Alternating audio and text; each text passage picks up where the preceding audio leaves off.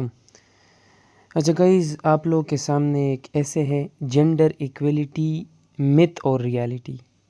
अब ये एक आर्गुमेंटेटिव ऐसे हैं, यानी जेंडर इक्वलिटी क्या एक स्टोरी कहानी है या एक रियलिटी है, यानी ये जेंडर इक्वलिटी इस वर्ल्ड में एग्जिस्ट करती है या नहीं करती।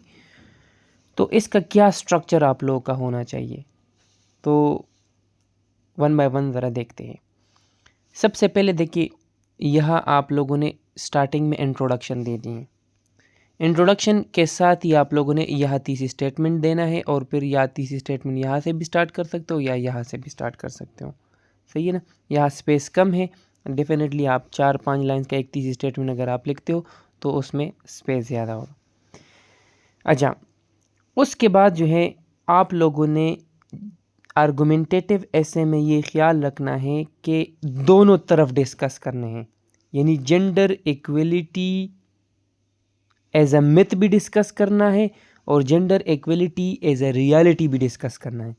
मगर आप लोग के माइंड में होगा कि सर अगर हम दोनों डिस्कस करेंगे तो फिर इसमें हमारा पॉइंट किस तरह हम शो करेंगे, हमारा पॉइंट कहाँ आएगा।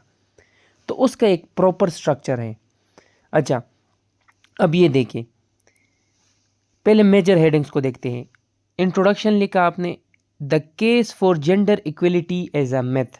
सही ना। इसमें आपने ये यानी ये मिथ वाला पॉइंट डिस्कस किया, यानी gender equality as a myth पे आप जो है पॉइंट्स दोगे।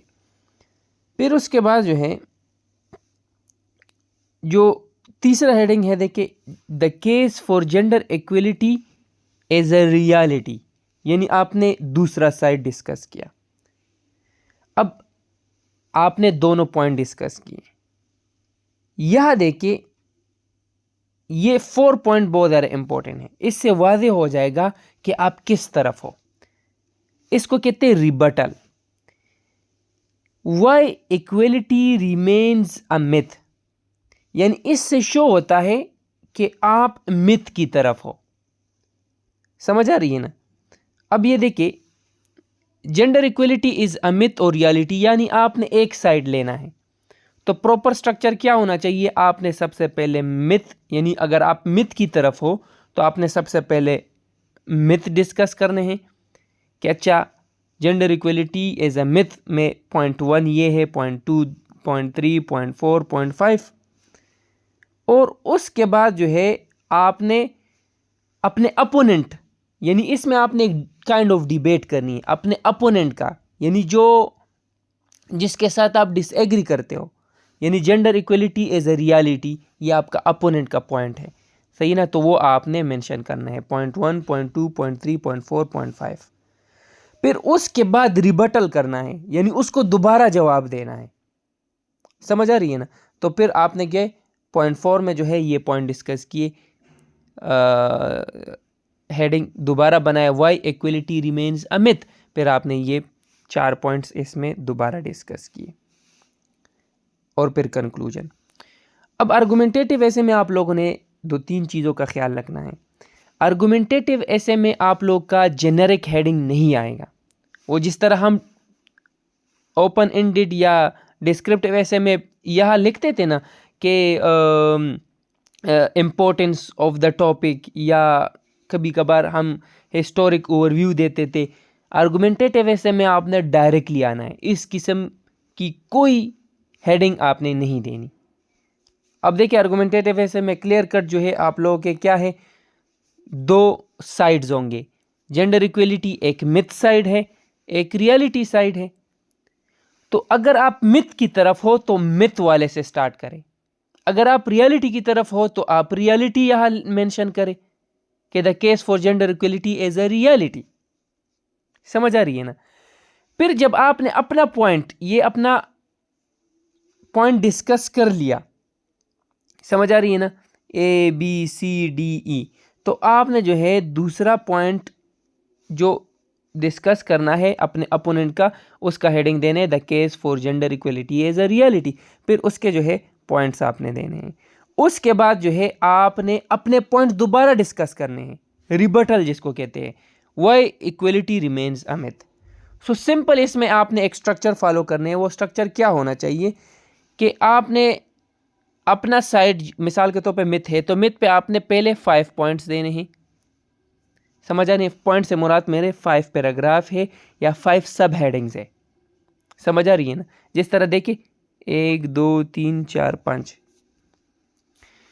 फिर रियलिटी पे जो है आपने 5 पॉइंट्स देने हैं, क्योंकि मिथ पे आपने 5 दिए तो रियलिटी पे भी आपने 5 पॉइंट्स देने हैं। उसके बाद जो है आपने क्या करना है, आपने मिथ पे दोबारा, क्योंकि आपका पॉइंट मिथ है, आप मिथ की तरफ है, तो मिथ पे आपने दोबारा आना है और 4 पॉइंट्स दोबारा मिथ पे देने हैं।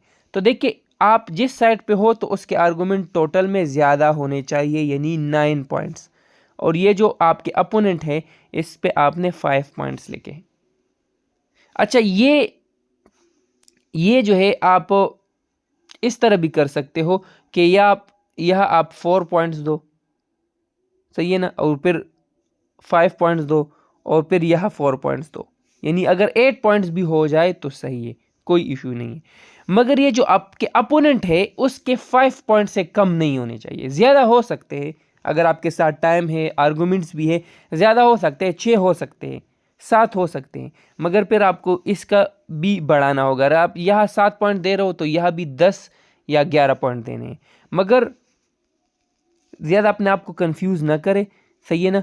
पहले 5 पॉइंट्स मिथ को दे, फिर रियलिटी के 5 पॉइंट्स दे और फिर मिथ के 4 पॉइंट्स दें। ये सिंपल एक स्ट्रेटजी आप लोगों का होना चाहिए।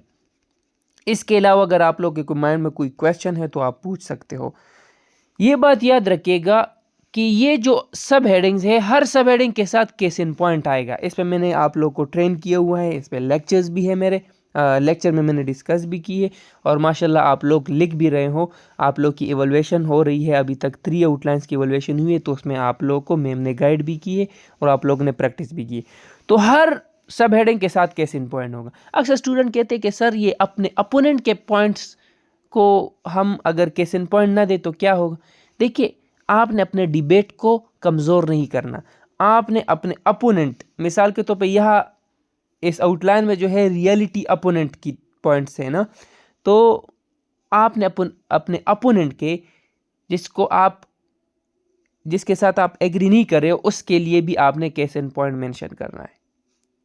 और जो रिबटल होगा, जो दोबारा जो है आपने अपने पॉइंट डिस्कस करने हैं, उसमें भी आपने केस इन पॉइंट्स डिस्कस करने हैं। या केस इन पॉइंट मैंने नहीं मेंशन किए, आप लोगों ने मेंशन करने हैं जिस तरह मैंने आप लोगों को सिखाया हुआ है। ये आप लोगों का आर्गुमेंटेटिव ऐसे का स्ट्रक्चर है। उम्मीद करता हूँ आप लोगों को समझ आ गई होगी। Thank you so much. अल्लाह हाफिज़।